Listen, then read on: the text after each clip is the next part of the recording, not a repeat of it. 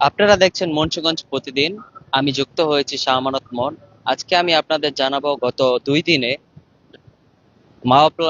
মাওয়া toll প্লাজায় কি পরিমাণ টোল আদায় করা হয়েছে আর কি পরিমাণ যানবাহন চলাচল করেছে মাওয়া দিয়ে।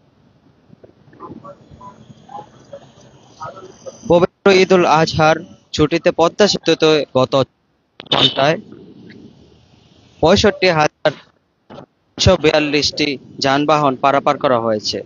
এতে সেতুর উভয় প্রান্তে 7,79,৭50 টাকা টোল আদায় করা হয়েছে বাংলাদেশ সেতু কর্তৃপক্ষ। মঙ্গলবার বেলা 12টায় পর্যন্ত সেতুর মুন্সিগঞ্জের মাওয়া ও শরীয়তপুরের জাজিরা প্রান্তে এসব যানবাহন পারাপার হয়।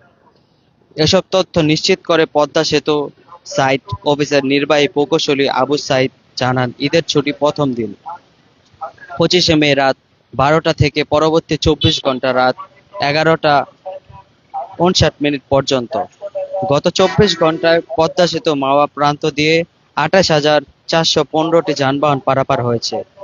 এ থেকে টোল আদায় হয়েছে 2,64,21,000 টাকা। অন্যদিকে সেতুর জাজিরা প্রান্ত দিয়ে পারাপার হয়েছে 15,593টি যানবাহন।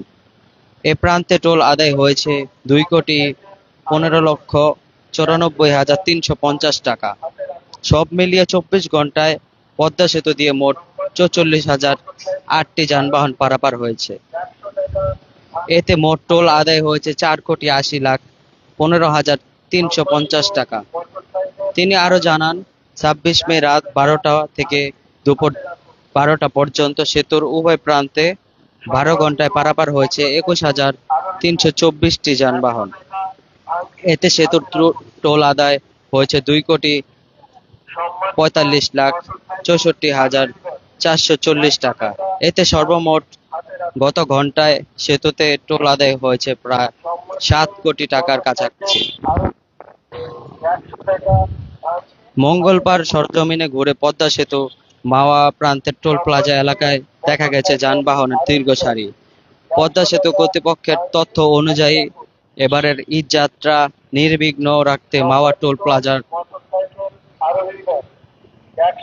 সক্ষমতা বৃদ্ধি করেছে সেতুর কর্তৃপক্ষ।